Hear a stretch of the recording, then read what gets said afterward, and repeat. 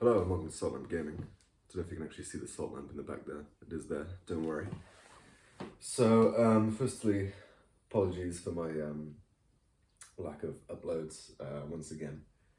There's been a lot of stuff going on, new jobs, moving house. I've been without Wi-Fi and a decent phone for some time. So, I'm not giving up. I do plan on actually making these more regularly, just sometimes life gets in the way. So, today, I'm going to be kind of talking about just solo games in general, broken up into a few distinct categories. And then I'm also going to do some kind of rankings at the end. So what I want to talk about today is kind of classification of solo game. You know, is it a light game? Is it a heavy game? Is it a mid-weight game? Is it like a storytelling game? Then I'm also going to be discussing games which aren't designed for solitaire play, but either play really well solitaire or have some kind of solo aid, some kind of an extra thing built into the game which lets you play it solitaire. So this might be quite a long video, so bear with me. But first of all, I'm just going to talk about kind of classification. So I'm going to start with light games. What makes a game light? So there's a couple of things that spring to mind for me. Firstly, obviously the rules. A light game will have either very small rules overhead or just a very simple, concise rule set, which doesn't give you too much to think about. It's just very intuitive. You know, it has quite a heavy theme, but the theme doesn't necessarily marry into the mechanics of the game. It will typically have perhaps a smaller map.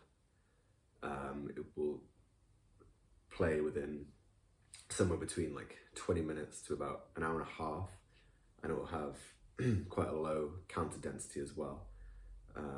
So just off the bat, some quick examples of light games. I'm going to start with the very first solitaire game I actually played, which is Congo Merc from Decision Games. I'm not going to go too in depth. I'll leave that to my ranking video. But I will say these little folio games from Decision Games. There's the Commando system, the Raider system. There's another one as well, I'm blanking on it. They're really good beginner games. I hadn't actually ever played like a solo board game before I played this, and I was able to pick it up pretty quickly. So yeah, this is really light. It takes about 20 minutes to an hour to play, depending if you're doing one scenario or there's like a campaign game involved. Really small map, about 40 counters in here. And there's only about 2 or 3 counters which actually have specific rules. The rules are about 4 pages, and like I said, just plays really quickly. It's really simple. It's heavily themed, but you won't necessarily get a great deal of historical insight from it. There's a number of games in this system. I will talk about these now because I'm not going to rank these. They're not going to come into my ranking. Really good starter games, but just be careful because there's like 5 of these. I've bought 3 of them, but they're pretty much the same game, just with a different theme. So just carefully go through them and just choose the one that appeals to you the most. I imagine it'll probably be this, Meryl's Marauders, because I kind of noticed people typically within wargaming, within solo gaming, tend to prefer World War II than anything modern, but I tend to prefer kind of Cold War onwards. So yeah, those are the little folio games from Decision Games. You can find these really cheap, really easily. Another good example of a light war game is Maki from Gigamech Games. Again, really heavily themed. There's no counters in this. You've got little wooden pieces. Actually, no, there are counters, but there's very few pieces. It's all very obvious what they do. There's no special rules really for particular pieces. Again, it's one of those games where this plays in like 20 minutes. You might strike out immediately, or you'll actually get to play the whole game. It's a cool game. I don't love it. It's a bit too simple for me. But if you're somebody who's starting out or someone who's not coming from a wargaming background, this is a really good one to pick up because it's war themed, but I wouldn't necessarily call it a full-on war game. But it is a solo war themed game. So that's Maki. Another one would be The Choice in Few from Victory Point Games. Again, very, very low counter density, Very short rule book, quite a bad rule book I will add, but just watch a playthrough video. You'll be playing this in like 10 minutes if you pick it up, and it takes about 20 minutes to play. It's light because there's not many rules, but it is very challenging, so it might fall into the medium category for me, light medium. But yeah, that's a decent one to pick up.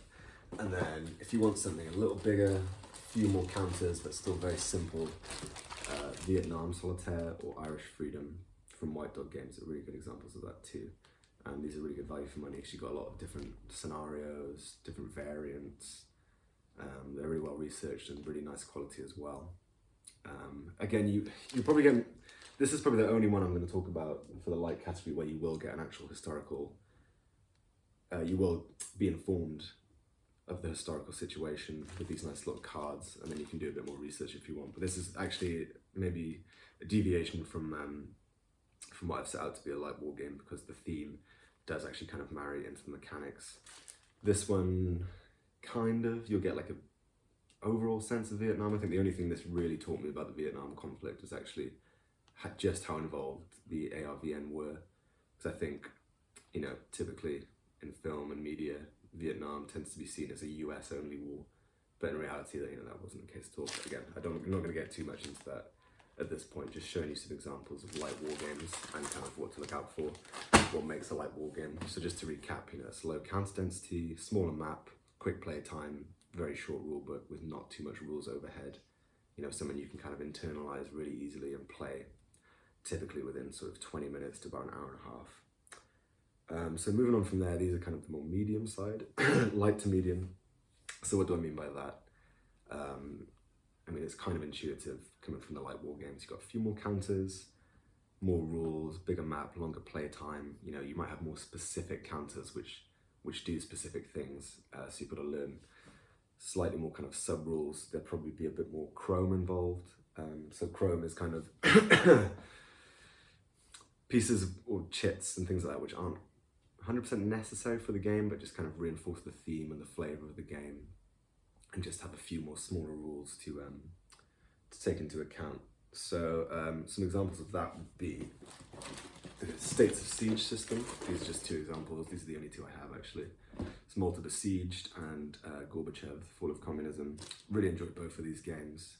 They do play quite quickly, but I find some of the States of Siege games I'd probably say fall more on the lighter side of things, but especially something like Gorbachev, you've got quite a lot of counters which do different things, loads of Chrome, loads of theme, but the rules actually kind of marry into that. And I'd say the kind of general system of this is a bit more abstract, so it might be a bit harder to get your head around. Same with this one, very easy, does play quite quickly, but there are a lot more rules to take into account, a few more complications, and just a lot more going on. You know, you're not just focused on one specific thing. You know, in the medium games, you've got a lot of kind of victory conditions to take into account, as well as more rules to learn, more rules overhead. So yeah, those are States of Siege games. They used to be all published by Victory Point Games. They're quite hard to get hold of now and run really expensive, but White Dog Games have got a few, and Worthington Games have, I assume, bought the kind of rights or whatever to a lot of those old Victory Point games, and they're making them into deluxe packages, and their production on these is really nice. So yeah, States of Siege. Kind of on from there, more medium games. Sorry, I'm surrounded by things here. You know, decision games make a lot of really good solo magazine games. So in my hand here I've got Race for Baghdad or Race to Baghdad. The name varies depending on which website you look at. Mike Force, Vietnam War game, really cool. And French Foreign Legion Paratrooper. This is a bit heavier because there's a lot of different counters. Same with these two. You know, the actual system itself is quite easy, but there's a lot more kind of victory conditions, more counters which do various things. They've kind of taken a bit more of an attempt to simulate certain aspects. So, you know, you've got to be worrying more about logistics, kind of tracing supply, air rules, you know, different counters being able to do different things, just a bit more to get your head around, and do typically take longer to play. I'd probably say these all take between sort of 2 to 4 hours to play a medium game. Some are quicker, but again, they're quicker once you know the rules, once you've internalized everything. White Dog Games are an awesome company. They do a lot of solo games. So I've got a couple here to show you. This is Mrs. Thatcher's War. This is a Falklands War game where you've got kind of, it's broken down into 2 maps. You're kind of managing your Navy and Air Force as well as your ground forces. Confederate Rebellion, this is a bit easier, but took me quite a while to play actually because I was just being really stupid. But again, you've got a lot more counters to take into account for here, just a lot more rules overhead. They'll be easy once you learn it, but learning them might be a little bit more difficult. And then we've also got Dunkirk, Sport Victory, and the White Tribe. I'd say another thing that might make a game light or heavy is its kind of its perspective. You know, I'd say the lighter games are typically quite zoomed in. You're dealing with small units or like just 1 or 2 people in quite a small compact area, whereas these more midweight games are a lot more kind of macro. They're way not macro, so they're a bit more zoomed out. You're kind of managing more things, you're managing more systems. You know, it won't just be sort of a couple guys on the ground. You might be managing like a whole invasion basically, so you've got to worry more about, like I said, supply, logistics, etc., things like that. And then another one is the Wars of Marcus Aurelius. Just a bit more, in this case, a bit more abstracted, kind of similar to States of Siege, but just a lot of chrome, like card combinations, things like that, just more rules, you know. Again, it's not a lot of rules for these games per se, but there's just a few more nuances, a few more things you have to take into account when you're playing them. So once you're kind of comfortable with the lighter games, some of the ones I've showed you here are like perfect to move on to. Like I said, the first game I played was Congo Merc. The second game I played was Mike Force from Decision Games. Again, you might have noticed these typically tend to be more Cold War or modern. That's just my tastes, but you know, just showcasing a few kind of publishers who tend to make solo specific games.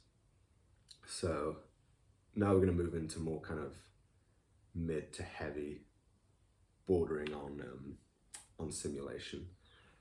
So, you know, like I said, it's quite intuitive at this point, I'd imagine, you know, as to my perspective on what makes a game more complicated than another game.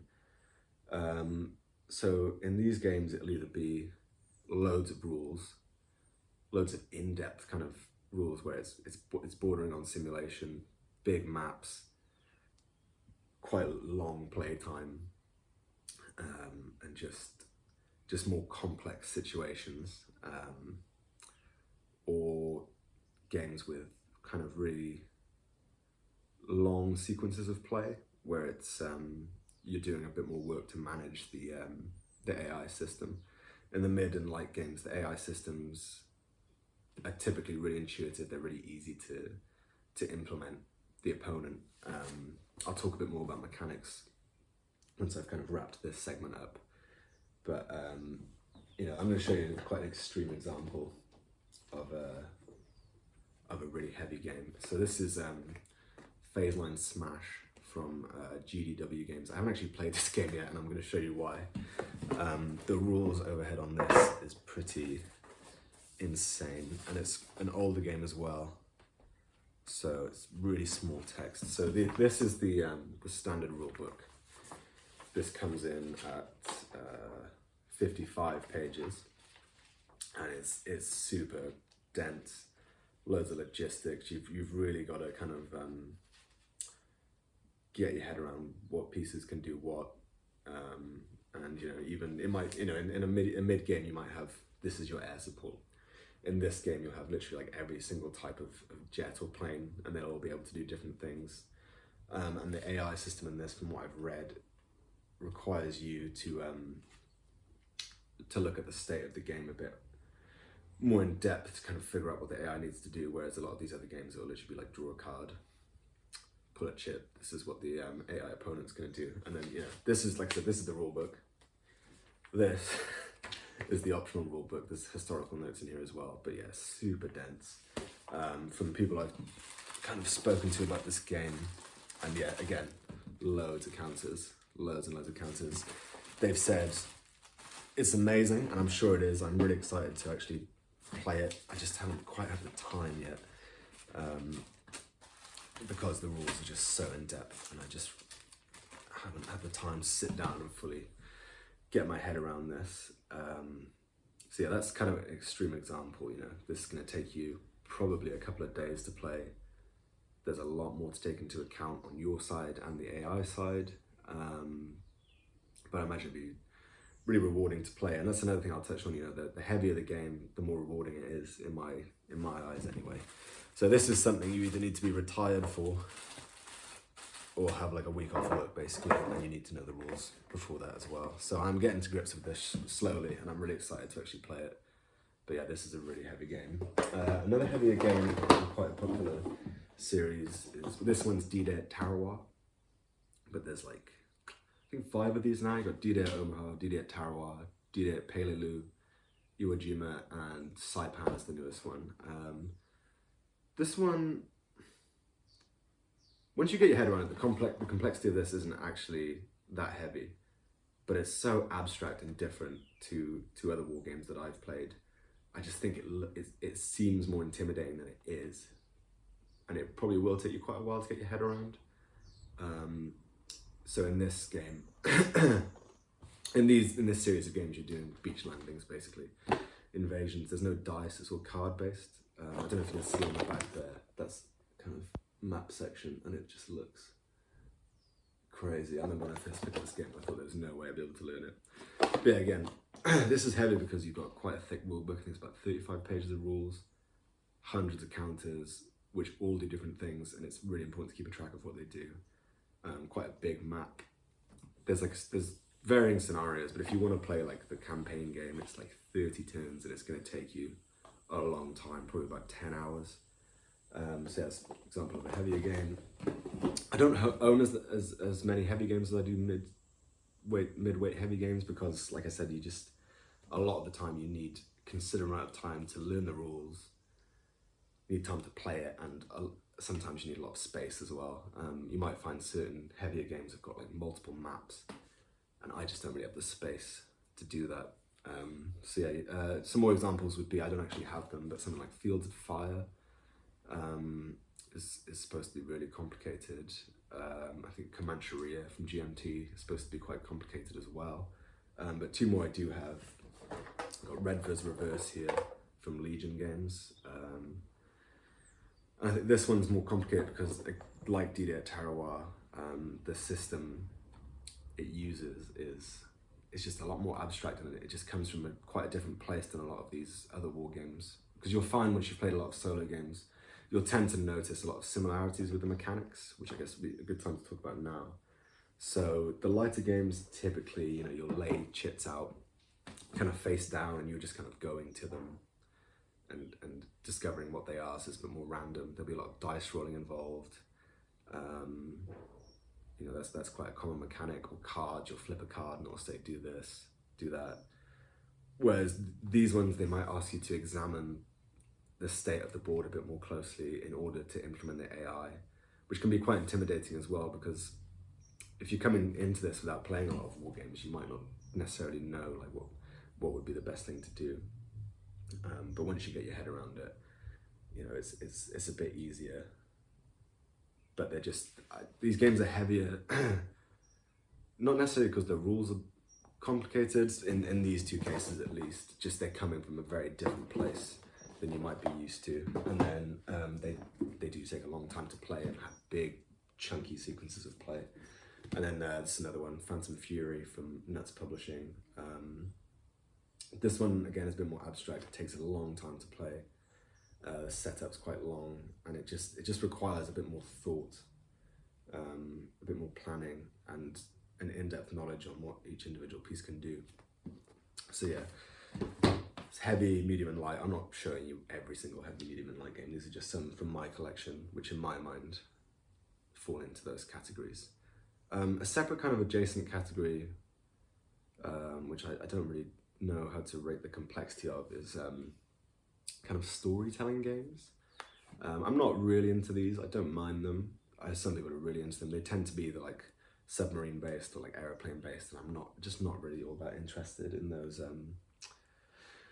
aspects of warfare. I tend to prefer kind of on the ground kind of stuff. But just a quick example, and these are pretty much all designed by the same guy, Gregory M. Smith. This is Beneath the Med from GMT, and these games are super procedural, quite abstract, and they just kind of take you along for the ride. There's a lot of charts involved, a lot of dice rolling.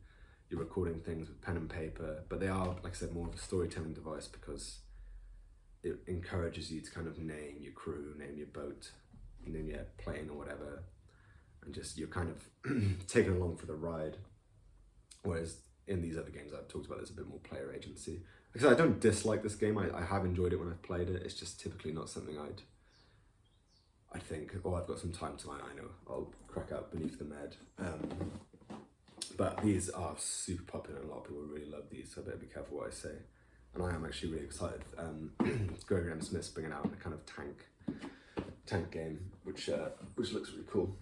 So yeah, next category is games which weren't designed 100% for solo play, but have some kind of system in place to facilitate solo play. So first one, this is Colonial Twilight from the Coin series. Every single Coin game will have a Solitaire bot, an AI. I'll just show you quickly. So like I said, these aren't designed for Solitaire play, but all of them have really good systems which facilitate Solitaire play. So typically you'll see something like this, which is a flow chart, and it's again will ask you to examine the state of the board and implement certain actions. It looks really intimidating. When I first got this, I'd never played Coin before. I took one look at this and I thought, Jesus Christ, there's no way I'm gonna be able to do this. But once you get your head around it, it flows really well and does actually feel like you're playing an opponent. With these games, they're said to be better played with other people, but in my situation, you know, a lot of my friends, they don't dislike board games, but they're not going to enjoy them so much. You know, it's quite a tough sell anyway. But then you show them something like that. One, the theme might turn them off, and secondly, just the kind of rules overhead. So this is a really good option if you want to play something which wasn't designed specifically for solo play. Just have a look at the game and see if it has an AI system involved, because 9 times out of 10 they're really good. You might kind of need to vary the decisions the bot makes, because they might just make no sense at that time. I haven't found that with this one, but you know, some AI bots are way better than others. This is a really good one. All the Coin games in my experience have good ones, but they require a lot more brain power from you, the player, because you need to, especially with something like Coin, you need to have a knowledge of the game anyway, a knowledge of what the other faction can do and their victory conditions. And it can kind of feel sometimes, it might impede your decision making because you're expending quite a significant amount of your brain power to actually keep the game running. Just 2 more examples quickly. Got Hearts and Minds from Compass, and Kaya Pit from Shoots Games.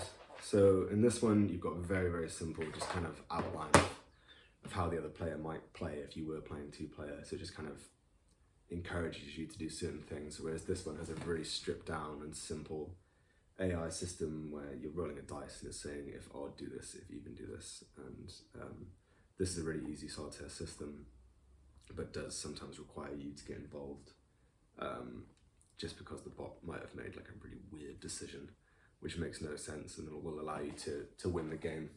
So yeah, there's some examples of some Solitaire play kind of assisted games, and then these are games which aren't designed for Solitaire play, have no Solitaire rules, but play really well Solitaire.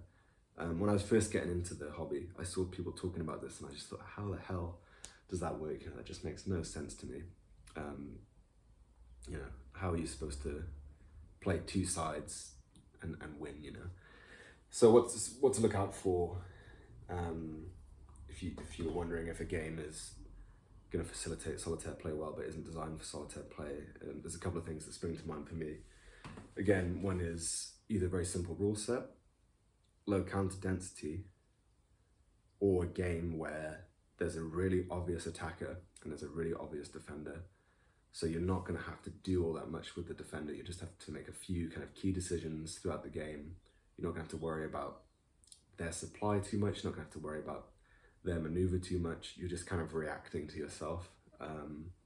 So some examples of that, I've got 1995 Milosevic's Last Gamble from Consim Limited. This one's a bit more complex because they're kind of both attacking, so I'm contradicting myself a bit there, but this facilitates solitaire play well because it's a chip pull system, which is another great thing to look out for if you're wondering if a game's going to play well solitaire. Chip pull system is either going to dictate certain units you can move, or it's going to dictate like an attack strength. So I think that works well here because you don't know the attack strength until you pull the chip, basically. You'll have an inkling, but yeah. That's a good one. Another really good one, pretty much anything from High Flying Dice. I've just pulled these two out. This is What Went Wrong and Long Cruel Woman.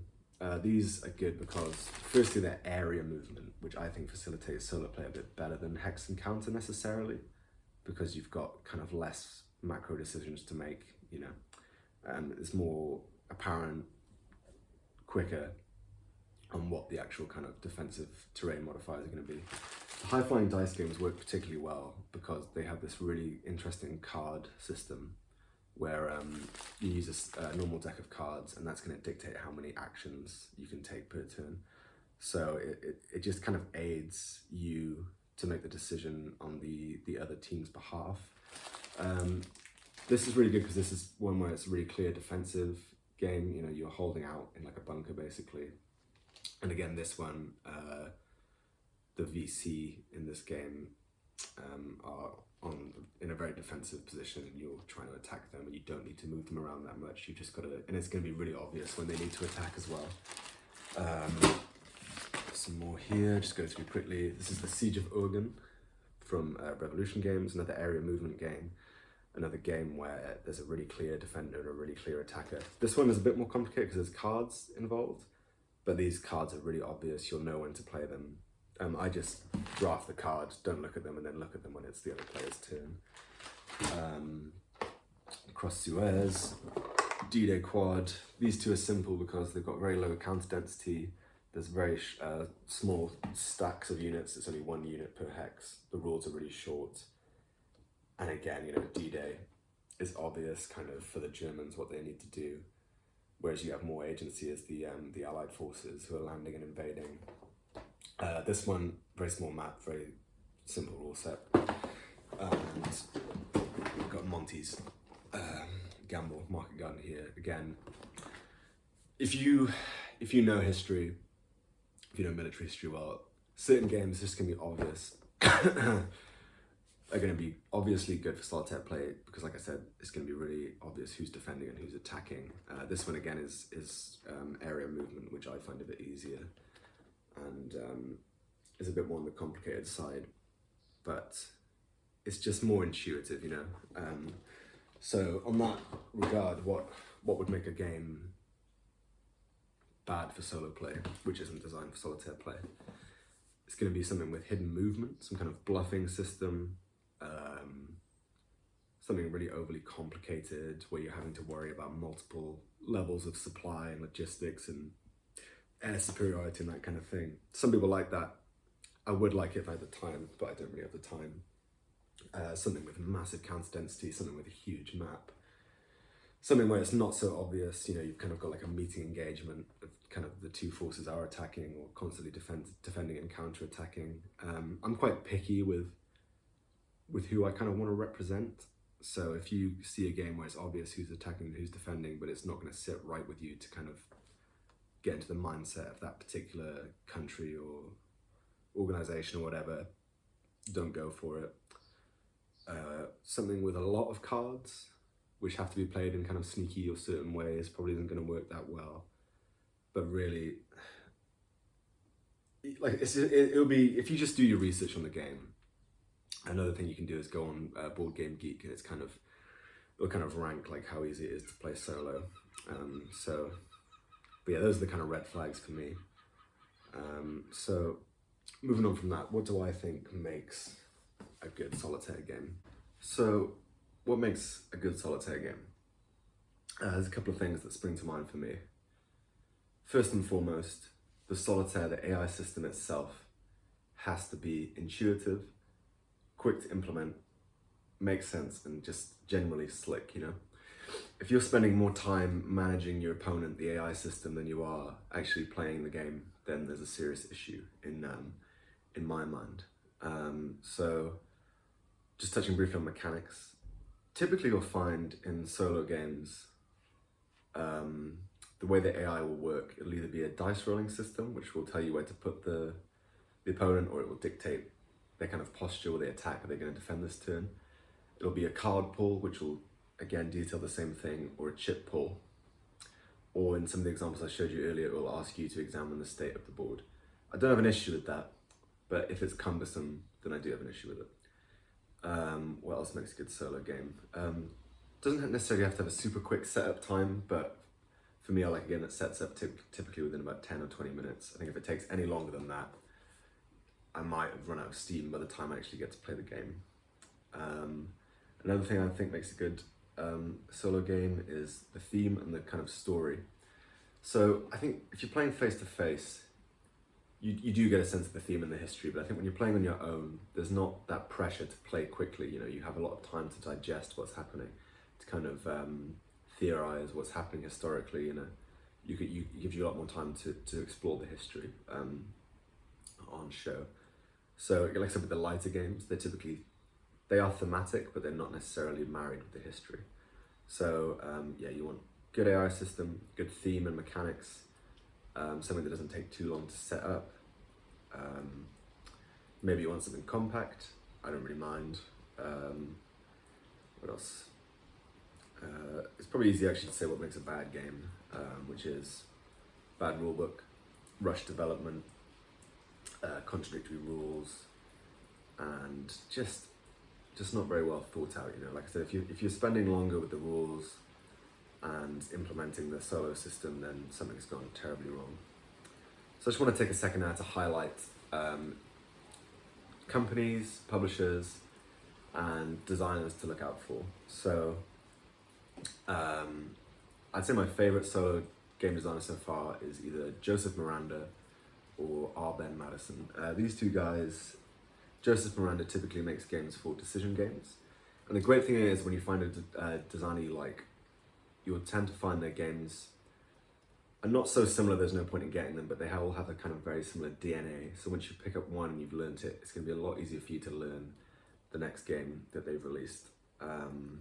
Design-wise, publisher-wise, decision games, like I said, they've got a lot of solo games. The issue with decision games is some of their rule books are a bit underbaked sometimes. Not to the point where you can't play them, but it can lead to some frustration. But I've said it before, bad rule books make us stronger people. White Dog Games, loads of awesome solitaire games, typically designed by R. Ben Madison. There's also Michael Kennedy, who's done quite a lot as well. John Butterfield, pretty legendary name in solo gaming. He did the DDay series. He's got the Enemy Action series, which I actually haven't played, but I'm really keen to play. The games are just a bit expensive. Who else have we got? Legion Games have got quite a few good solo games. High Flying Dice, Herman Luttman's a big name. Victory Point Games with the States of Siege stuff, and now Worthington. Great publishers to look out for. But again, it depends what you're into. Like I said, I like the more modern stuff. I'm not against playing older stuff, as you've seen in some of my collection, but that's where my interests lie. So I love Modern War magazine solo games, which are pretty much all designed by Joseph Miranda. Really enjoy those. Again, White Dog got some good ones.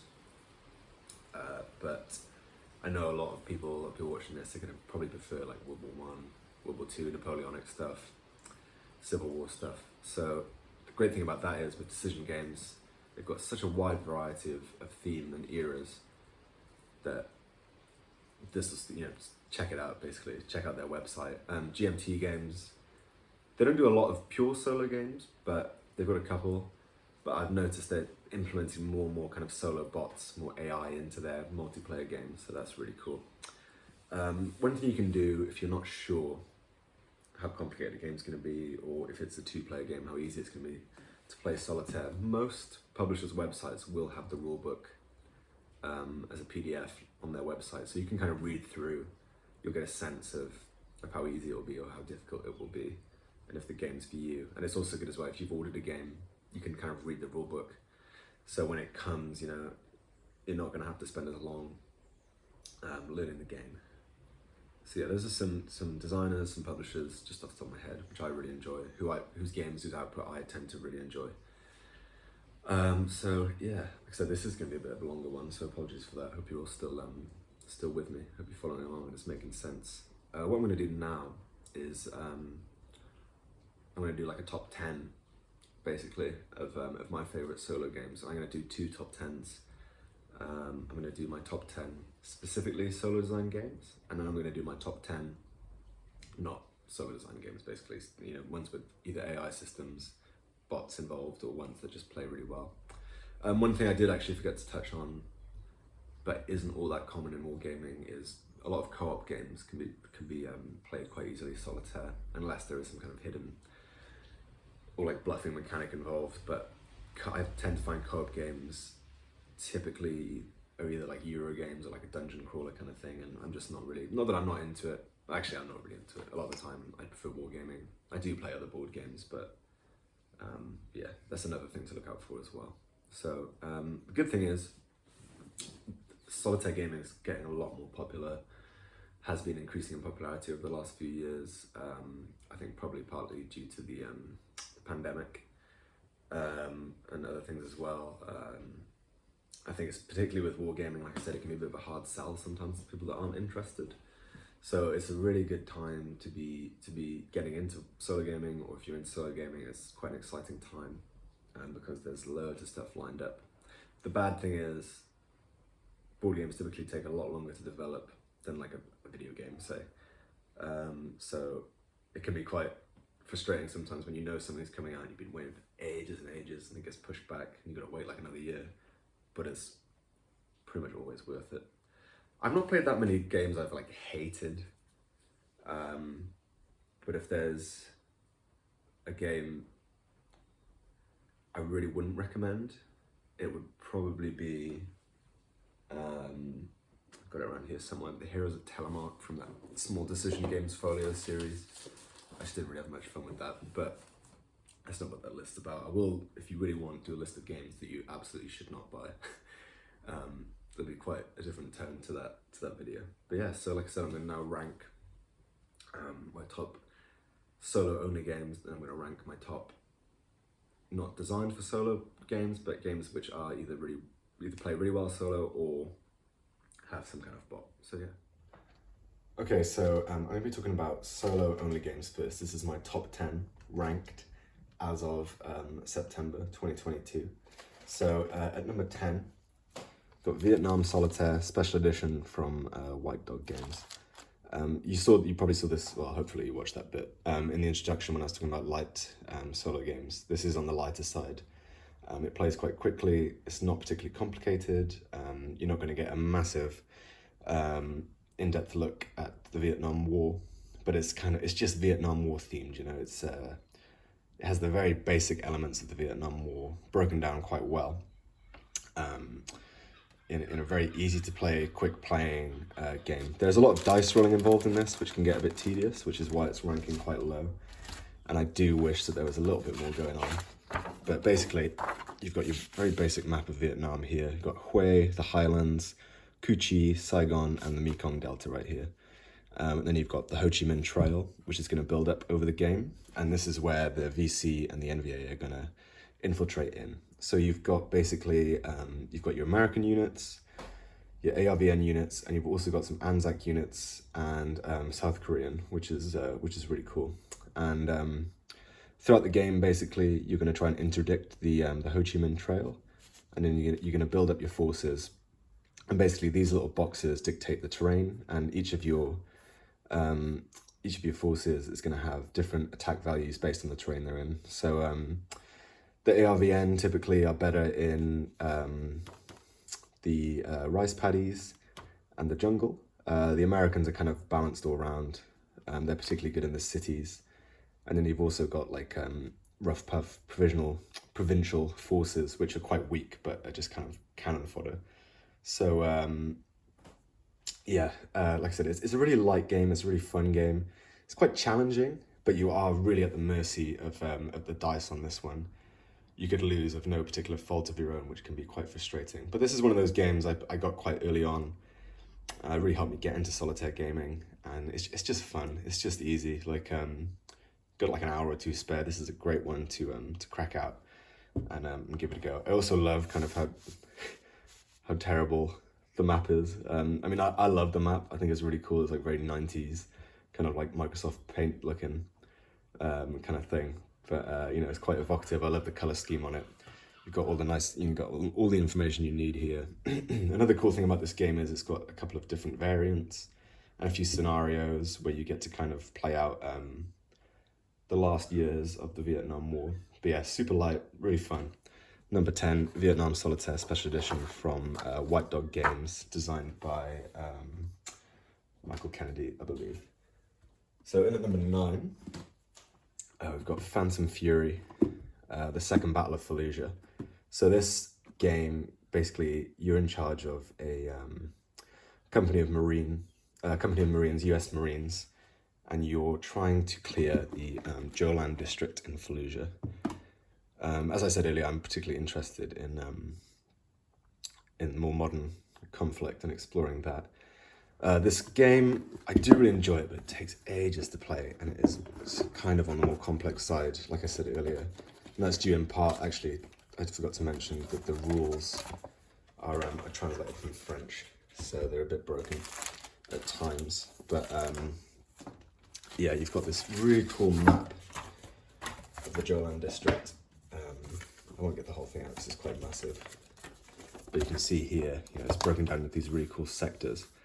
And this makes me feel, I don't know if you've seen Black Hawk Down, when they're kind of looking from the helicopters through their like on satellite imagery of the battlefield. You really get that kind of feeling as you're pushing up these through these housing complexes, just trying to rush to the end and get it clear as quick as you can. It's a very challenging game, and it can be quite tedious because it just takes, in my experience, about 4 hours to play. But it's really cool. It really gives you that feeling of being in an urban environment.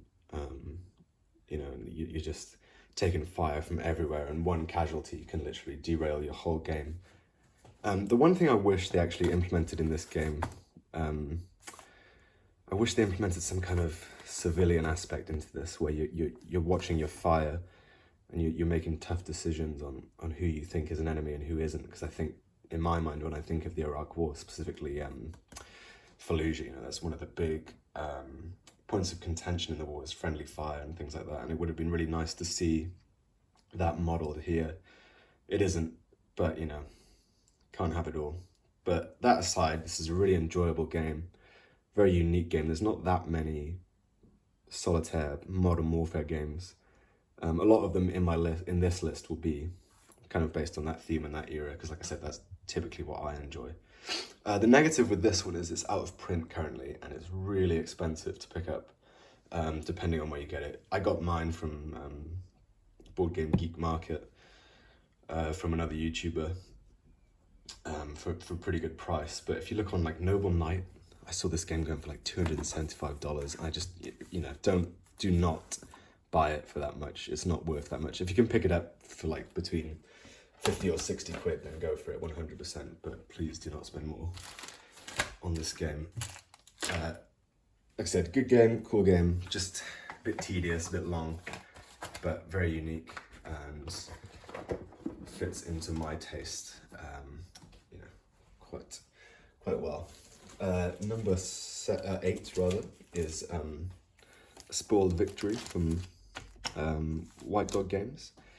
This is a really cool, unique game because it's not, you are fighting, but you're really on the defensive here. And what I really like about this game is you're actually trying to evacuate your forces. You're trying to stall the Germans take as few casualties as possible, kind of build up the infrastructure around Dunkirk in order to actually evacuate your forces. So once you've evacuated certain troops, you can't use them then in the game, so it gets harder and harder the more you evacuate. Just give you a quick look at the map here. I store my counters separately. I don't want this video to take up too much time. So yeah, here's a look at the map. So you've got all these vectors of advance here, all these routes, and you're trying to get all your troops down to the beach here in order to be able to get them into these staging areas. And then you get to decide which route they're going to take out. Some routes take longer, but they're less risky. Other routes are quicker, but you're at far more risk of taking casualties there. So yeah, this is from White Dog Games, designed by Herman Lutman, I believe. Just really cool, really fun, really nice, simple card system. Plays really differently every time because you shuffle up the cards, so you're not sure what forces are going to react first. I haven't played this one in a while, but I just really enjoy it because, like I said, it's not full-on war game. You're actually trying to minimize casualty and just get out as quick as you can, basically. And obviously a really pivotal and famous historical moment from World War II, designed really well. This is one of those games where the theme and the mechanics just meet perfectly in this really nice harmony of history and playability. So yeah, that's Spoiled Victory Dunkirk from White Dog Games. Number 7, DDay Tarawa. So this is one I talked about earlier. It's a bit more dense. A bit longer to play, but just so unique. Like, I don't really know any other game like it, to be honest with you. Got a lot of counters. This is only a portion of it, really, because I've only played the kind of the shorter scenario. And what I love about this game, again, this is one of those, like Dunkirk, where the kind of theme, the mechanics is just blended so well with the history, and you get this really nice kind of historical magazine here as well, just detailing the campaign and the battle. So you're trying to, in this game, you're invading Tarawa, which they call 1 square mile of hell, I believe. It's one of those small islands in the Pacific campaign, which inherently didn't seem to serve that much purpose, but was, very important in the overall island hopping campaign. So you're bringing your forces in on these landing crafts, and you might drift or get damaged as you're going, and you might actually have to walk in from the water, and you've got really thick, heavy positions firing on you at all times, basically. It's very stressful. And what's really cool about this game is, it's, like I said earlier, it's diceless. So your units will have different equipment, and you're trying to match them up as best you can to clear the defensives. The reason this one's quite low on my list, not because it's a bad game, it's a really, really cool game. It's just, like I said, it's that extra layer of complication, which I think just might put a few people off. But once you get going with it, it's amazing. There's nothing quite like it. And I actually haven't played this for a while. And to be honest with you, I remember how it works, but I've kind of forgotten the rules. And it's just quite intimidating to get back into because the rule book is quite dense. And decision games aren't really known for their editing skills. But nonetheless, I really enjoy DDay Tarawa, and I really want to pick up DDay Peleliu. I'm not quite sure how the new one's gone down yet, but yeah, I really highly recommend the DDay series. And again, it's up to you, basically. I typically, if I play a World War II game, I do tend to prefer the Pacific theatre, so that was a bit of a no-brainer for me. But I do want to pick up Peleliu eventually, and DDay Omaha is like a classic, basically. So really unique, really cool. Again, really nice marriage of theme, mechanics, really gives you an opportunity to explore the history, like this. The Marines were devastated on this attack. They lost quite significant numbers. And another great thing about wargaming, and specifically solo gaming, which I enjoy, is that kind of you against history, like can you do it better? Can you do it differently? So yeah, DDay Tarawa, that was number, number 6, I believe. Yeah, number 6. In at number 5, it's a game I picked up very recently, but I've been absolutely loving it. It's Malta Besieged. This is the Worthington Games edition, but you can get the Victory Point edition. So yeah, States of Siege game. This one's kind of based in the Mediterranean, North African theatre of World War II. You're basically, multiple sieged. You're trying your hardest to maintain Malta as this kind of base of supply, where you can, it's a jumping off point basically for the Allies to invade Italy or North Africa or Greece. So you've got the Italian military, navy and air force coming after you. You've also got the Luftwaffe, Africa Corps and U-boats, and it's just this really stressful game where you're managing your resources, you're trying to build up your fortifications. You've got several different fronts advancing on you at all times. It's really cool because you've got 4 separate enemies advancing on your position in Malta, but you've also got to worry about Africa Corps in North Africa. Another reason I picked up this game is I'm not all that familiar with this part of history, and it has a really nice kind of flavor text on the cards, which just give you that opportunity as a jumping off point to further delve into this. Like I said, I've only actually picked this one up a few days ago, and I think it speaks to the quality of the game, at least in my eyes, that it's coming at number 5 on my list of my top favorite solo games. It's a bit cramped here, so I'm not going to open this up too much yet. This is quite new, so there's a lot of good unboxings on YouTube of this. But yeah, multiple siege, states of siege system. Bit more complicated than the other ones. Rulebook's not the best, but once you get to grips with it, it plays really quickly, and it's going to play quite differently every time as well, depending on the way you shuffle the cards. And I just think it's the perfect example of a game where you've got a limited amount of time, a limited amount of choices, and you're just up against it basically. It's not a moment to breathe, it's just stressful and challenging, which I forgot to mention in there actually. I think challenge is really important in a solitaire game, because if you can beat it first time, then you're just not going to want to return to it unless you're trying to beat your score or something like that. So yeah, Multiple Siege, this is the Worthington edition, which I recommend picking up because it's like pretty much like £100 cheaper than the old Victory Point Games ones. Number 4, we've got another States of Siege game, which is Gorbachev, Fall of Communism from White Dog Games, designed by Ben Madison. This is cool because it's States of Siege, but it's a bit more in-depth than the classic series. You've got a lot more chrome, a lot more counters, a lot more decisions to make, but the core gameplay is pretty much the same. I love the graphic design on this one. Again, I haven't got the counters to hand, but the map might put some people off because it just looks really, maybe a bit too much at first, but I love this old Soviet-style map. You've got all these different holding boxes. You've got the Politburo here. You're trying to keep as much support as you can from them. And, there's quite a few approaches to this game. You can play it in such a way that you're trying to keep the Soviet Union going, or you can kind of advance it on and kind of dissolve it in a more kind of, to fit with your kind of political outlook, I guess, which I find really cool. This one plays quite quickly as well. You've got Moscow in the middle here, and you've kind of got like the Caucasus, Russia, I think this is like the Baltics here, the kind of Caspian region, all coming in at you. And you're just trying your hardest to keep that pressure off, playing cards, kind of sacrificing certain things for certain actions. You've got the ability to kind of dismantle the Warsaw Pact to give you extra actions, which will hurt your score in the end. You've got the ability to kind of disarm the Soviet Union. You've got the ability to withdraw from Afghanistan if you want to. There's just so much player agency with this one, and I really enjoy it. I was actually quite disappointed when I first picked up this game because I'd never actually heard of the States of Siege series before I played this. And I remember reading the back of the box and reading the kind of blurb for this one, and it just didn't really, when I got it, it just didn't really seem to deliver on that. But the more I played it, I realised actually it does deliver on that in spades.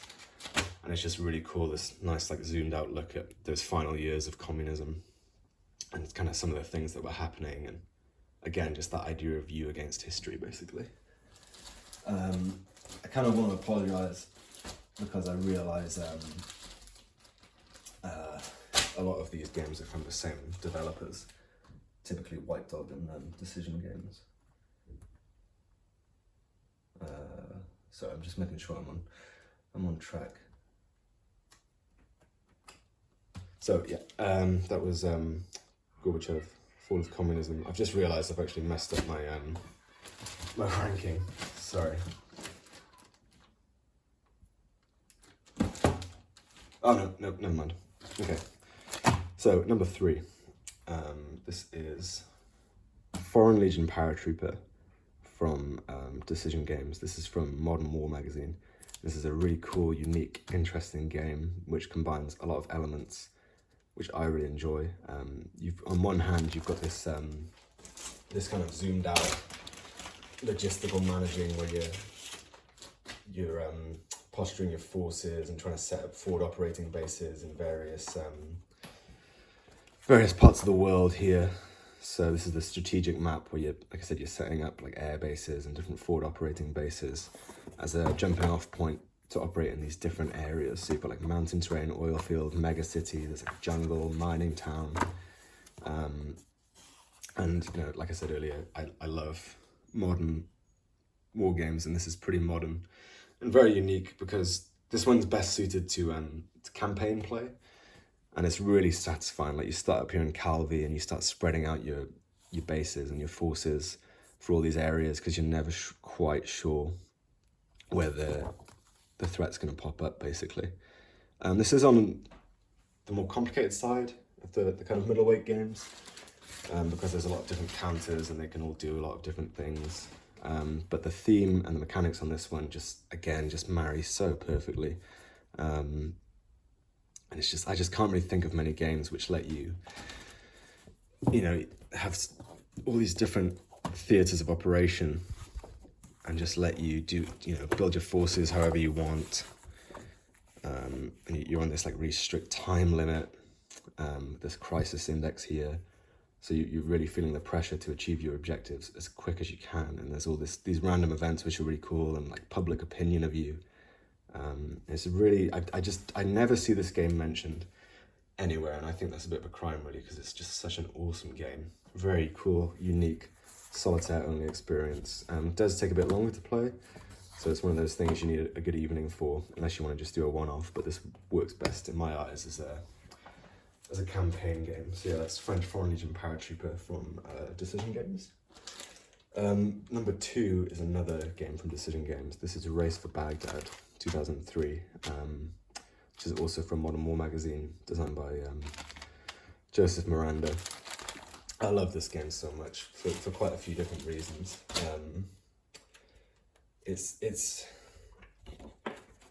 I just look, basically with this game, it starts off like really intense, like full-scale warfare, you know, like really heavy, hard engagements. And then just as you're driving to Baghdad and the Iraqis' C2 level is plummeting, you know, they start like blowing up the bridges, blowing up the oil fields.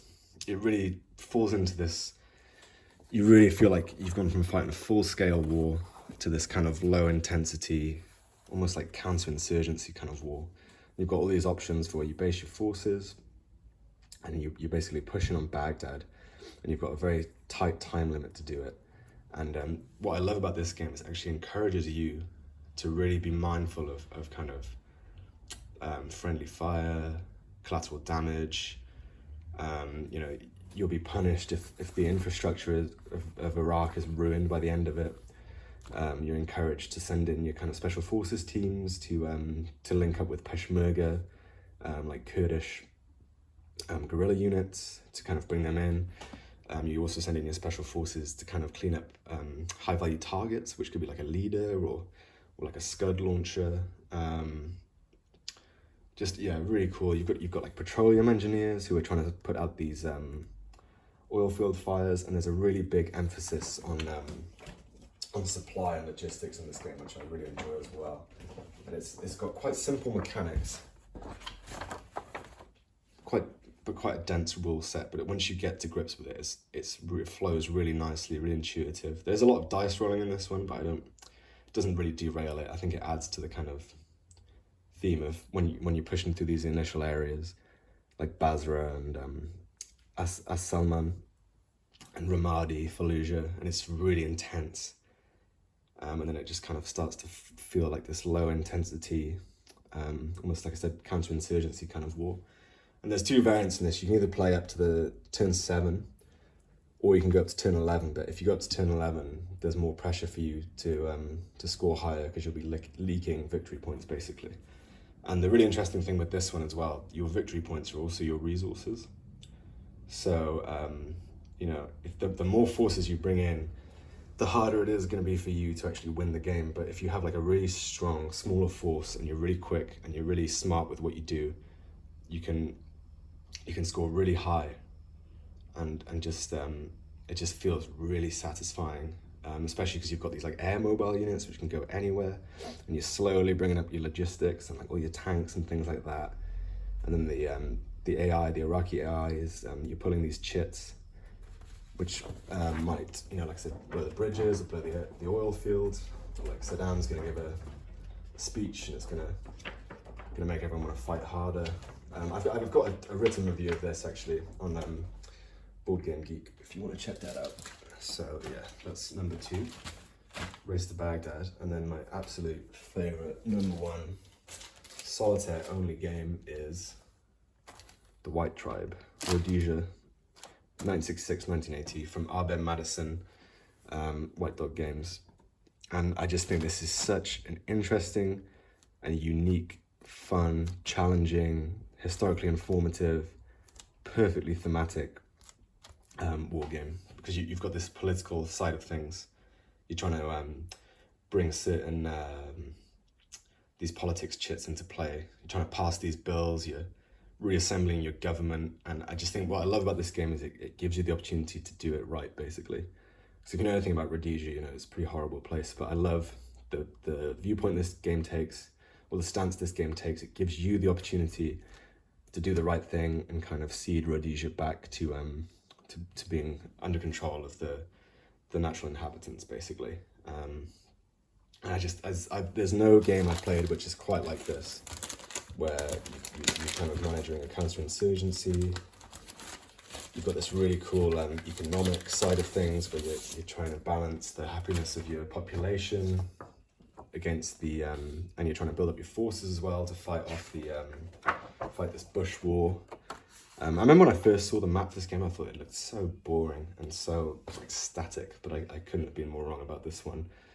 It's so tight. Like, there's just so much to think about with this game, and such little time to do it, and there's so much choice to make. There's a lot of which is out of your control, but doesn't necessarily feel like... Sometimes when things are out of your control in a solitaire game, it can feel quite cheap, but in this one it doesn't at all. So you're getting your money in each round, you're figuring out how to spend it, you're trying to get people to collaborate with you who can turn on you at any second. You've got all these different kind of terrorist organizations coming across the border. You know, you've got to balance this kind of liberal government, but you've got to make these really hardline decisions sometimes. Like, you know, you have the opportunity to build these big fenced areas, which just feels really dirty, but you've got to do it if you want to win, basically. I love how, you know, it's informing you that it's not so clear cut, it's not so easy. You know, you might fall on one side of the political spectrum, but you've got to make some really tough, horrible decisions in this one. And I just, there's nothing quite like it. The way you posture your forces, like I said, balancing that economy with the happiness of your population, trying to keep all these different regions happy and bring these policies into effect. And the world opinion on you is fluctuating depending on what you do. You know, you've got all these different world governments who are either against you or helping you out. You've got this terror level here, which is going to inform how many different insurgent groups cross over the border. And it's just, like I said, there's just nothing quite like it. I absolutely love this game. I'm always keen to play this game. And I just find it quite amazing how such a game with such a small footprint can just have this massive scope, and just is plays differently every time, and it's really challenging to win as well. And I'm always trying to best my score with this one, because I haven't actually claimed a full-on victory in this. I've got close a few times, but yeah. So yeah, number 1, The White Tribe from White Dog Games. Next up, I'm going to be ranking my top 10 not specifically designed for solo play games. So yeah, this is my top 10 games not specifically designed for solo play, which either play really well solo or have some kind of bot. So number 10 from Decision Games is Across Suez. I think this was originally designed by Mark Herman. I'm not sure who did this redesign, but this is a really simple, small footprint game where basically it's the Israelis versus like the Syrians, the Egyptians, and the Israeli players trying to cross Suez Canal, and the other players basically trying to stop them. The reason I like playing this one is because there's no stacking. Basically, each hex can only have one unit in it. It plays really quickly. It's like 4-page rule book. It just plays fast. I like the theme. I enjoy the mechanics. And whilst it's not very deep. It's just fun, light. Really, this really good game to get if you're wondering how to play a non-solo game, two-handed as it were. So that's Across Suez from Decision Games. At number 9, we've got another game from Decision. It's the DDay Quad. So this is the fire and movement system. There's a lot of games in this system. Originally, these 4 games were released separately, but they've just condensed it down with a mounted map and a consolidated rulebook. It's not the most in-depth D-Day game. I'm sure there's way more in-depth games on D-Day. And they're really popular, basically, like Normandy 44 springs to mind, or Atlantic War, which kind of verges on like monster war game. But this one I really enjoy because it allows you to either play any of these individually, or you can do like a massive combined game. And once again, it's a really simple, easy rule set. It plays really well, Solitaire, because the Germans are on the defensive, basically, and it's quite obvious what they need to do. But there's a lot of different variety in what you can do as the allied player. And again, similar to Across Suez, it just plays quite quickly, very low counter density, no stacking. And it's got this kind of like chip pull support fire system, which adds a lot of variation as well. I know a lot of people aren't particularly keen on the fire and movement system. I like it. I've also got Showdown, which is like India, Pakistan, which I enjoy, but this beats it out, I think, because this is really good value for money, because you're getting 4 games in one with quite a nice mounted map board, and you can just play D-Day quite quick, quite easily, and very easily Solitaire as well. In at number 8 is What Went Wrong, the Battle of Atbaq, from High Flying Dice Games. This is basically the first like major engagement of the Vietnam War as we know it anyway. So this was the ARVN versus the Viet Cong in Atbaq, which was historically a massive defeat for the ARVN. The reason I like this one a lot is this really nice theme of like this kind of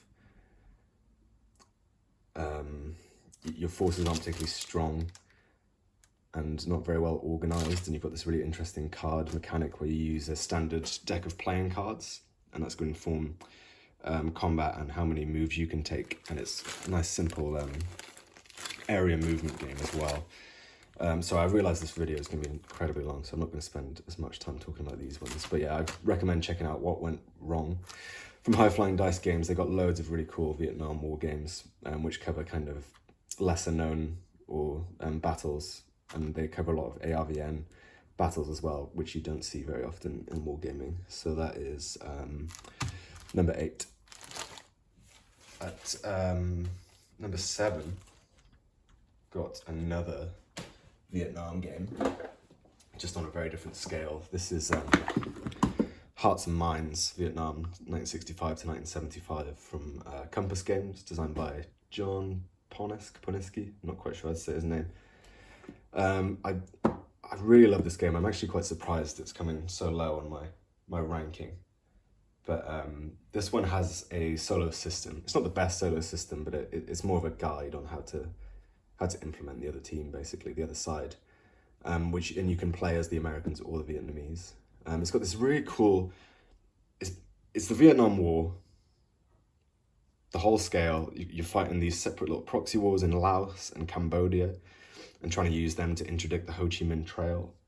I think it boils down a very complicated conflict into a really easy to understand rule set, where it's really stressful basically, because the more casualties America takes, the more points the American team loses, but the more casualty the ARVN takes reduces the stability of the government.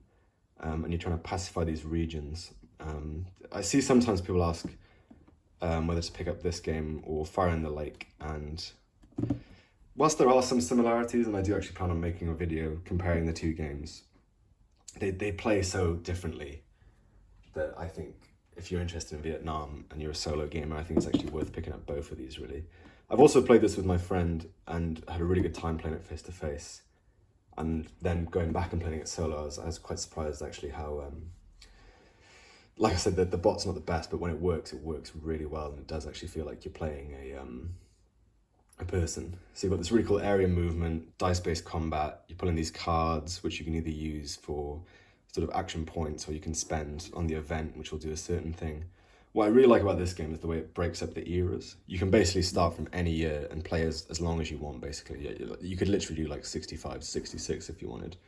And it even has a Fall of Saigon scenario, which is awesome. And it's got all these different campaign cards and grand campaign cards which can be played, like the Tet Offensive or the Easter Offensive, or as the American player you're choosing like a certain portion of the map to try and really focus your attention on. It plays quite fast once you get to grips with it. The rulebook's not the best, but if you can decipher it, I really highly recommend picking up this game. I really enjoy it. But I'd say get the 3rd edition, because I think it's the only one with the Solitaire bot, because Worthington published it a couple of years ago, but I'm not sure if it has the Solitaire bot with it. And Compass Games production value is really, really nice as well. Really nice, big, nice quality counters, and I love the map on this one too. Like I said, I'll show you in a different video. I'm conscious of this video taking up too much time. So yeah, that was number 6. Oh my god, my maths is terrible today. 10, 8, sorry, number 7. Okay. Now we've got number 6. This is The Siege of Urgan from Revolution Games. And this is a really unique, interesting area movement game on a portion of history which is kind of forgotten, not talked about too much. There's a few games about the Soviet-Afghanistan war, but this one's a very specific battle, or siege rather. It's a game that plays really well Solitaire, because there's a very clear defender and a very clear attacker, and you've got these really cool cards which modify things.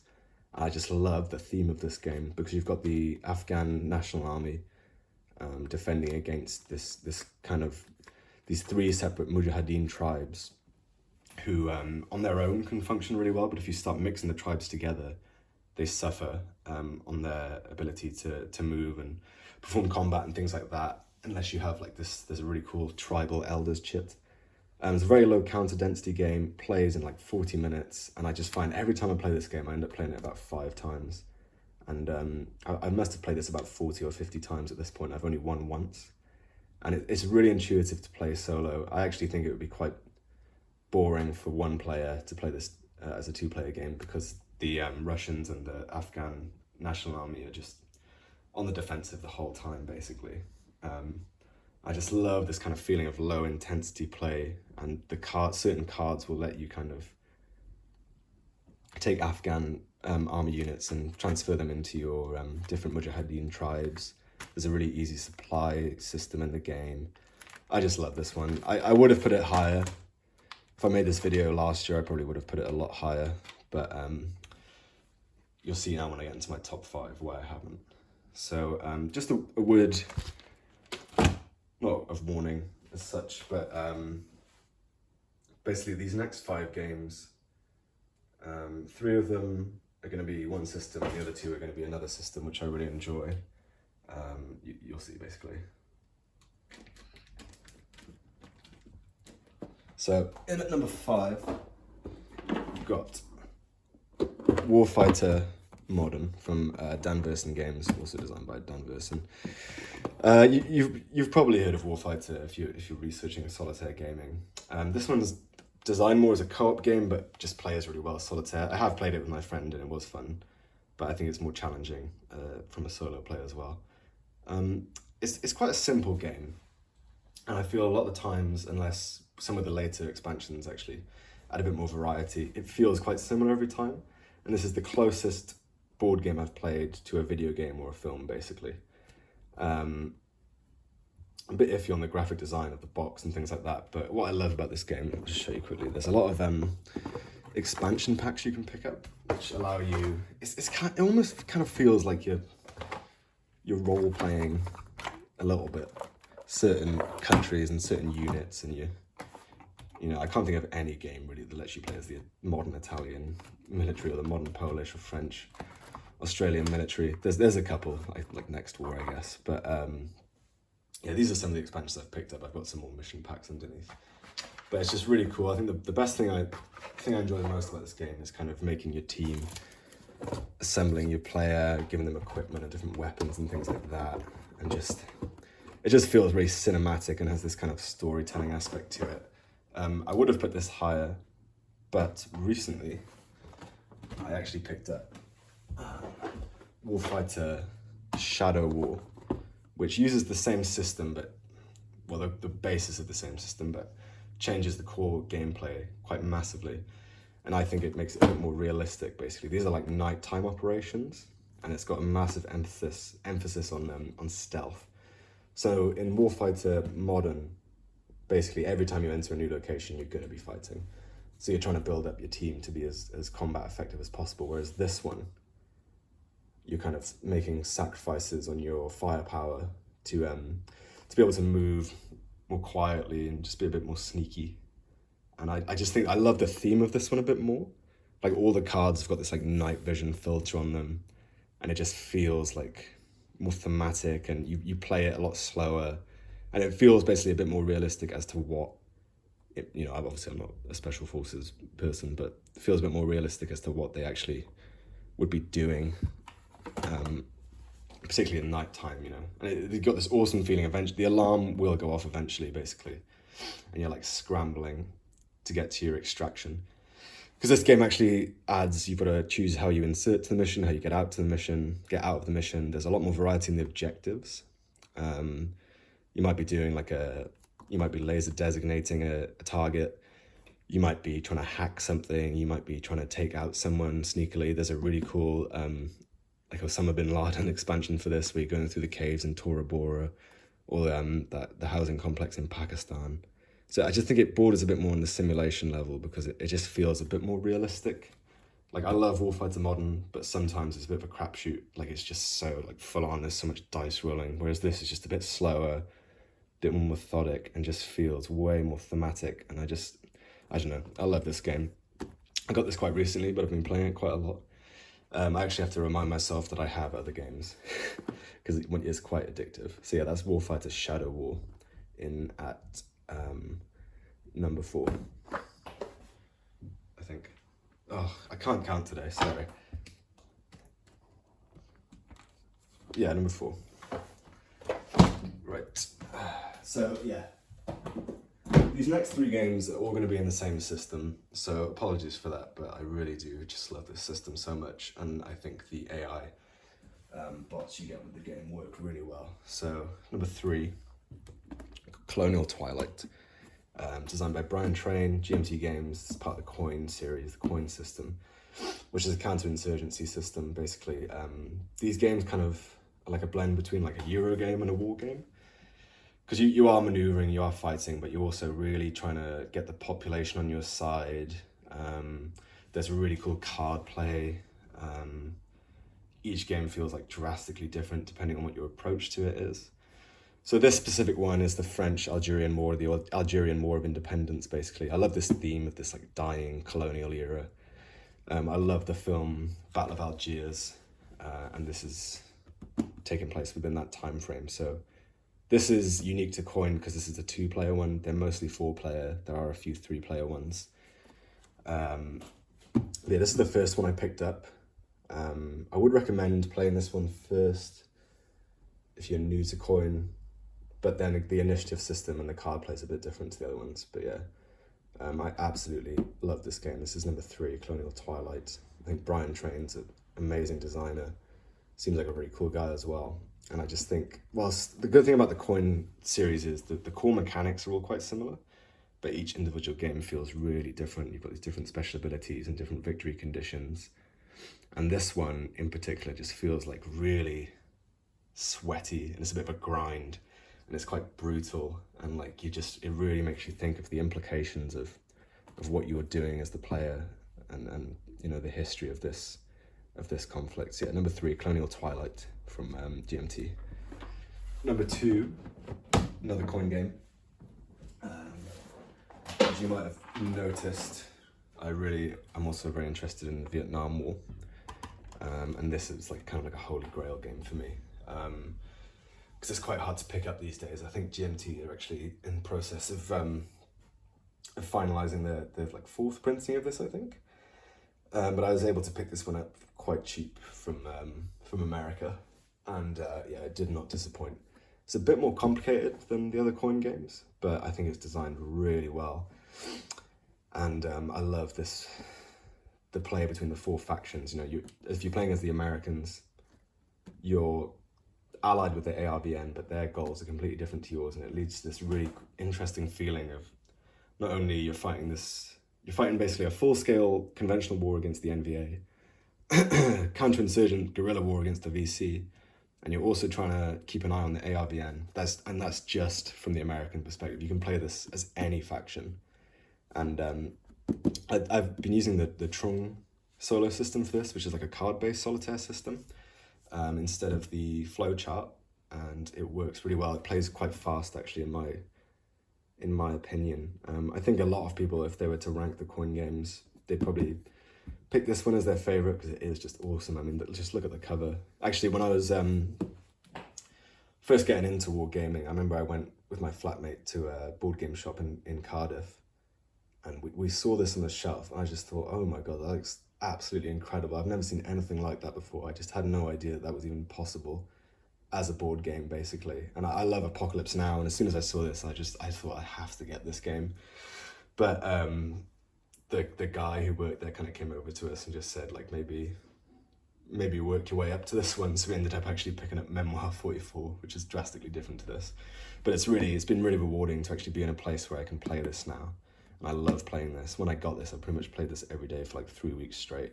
So I've had to take a little bit of a break from it to play some of the other games in my collection. But yeah, number 2, Fire in the Lake. I'm not going to delve too much into this now, because I'm also planning on doing a video about the coin games, like way more in depth, discussing those. So yeah, number 2, Fire in the Lake. And number 1 is another coin game. My absolute favourite, probably my favourite war game of all time. A Distant Plain, also designed by Brian Train and Volker Runke, who designed the coin system. This is the Afghanistan war, basically, from like 2001 up until like 2013, I think. So it doesn't cover recent events in Afghanistan, but I just love this game so much. The interactions between the factions, like, you know, it really emphasizes as well, like, it's not just the Taliban that was an issue, you know, in Afghanistan, for the coalition at least. You know, you're keeping an eye on the Afghan government, you're keeping an eye on the warlords, the arms dealers, like the drug smugglers, things like that. And I just think it's perfect. It's a perfect representation of this particular conflict. It's so stressful. You're trying to balance so much. And again, I've only actually played this as the coalition, and I've had days of fun with it, and I haven't even got into playing the other factions yet, so you just get a lot of bang for your buck with this one. You can watch me do I've got an AAR on my channel, basically, of this, like the long campaign, playing solo, so watch that if you're interested. Yeah, that's my number 1, not designed for solo play, but facilitates solo play war game. Probably my number 1 war game in general. Just love everything about it. I love the cover, even love the font, love Brian Train. I'm very interested in the Afghanistan war, and I just think this is such a perfect condensing and model of that without getting way too in-depth, but still enough crunch and enough flavor. Just so many hard decisions to make. Are you going to go on the offensive early? Are you going to support the population early? You know, like, just the card play, the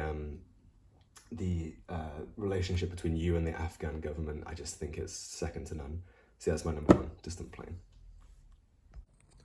So yeah, again, sorry it's been a bit of a long-winded video. I think it had to be. I've been meaning to make a monster video for a while, so if you've made it this far, thank you very much for watching. Hope you've enjoyed. I hope maybe I've shown you some games you haven't seen before. If you're thinking about getting into the hobby, I hope this has helped. And just, yeah, appreciate the support so far. My last few videos have been doing really well. I'm very grateful for that. If there's any games you see here today which you want me to kind of take a bit more of an in-depth look at, let me know.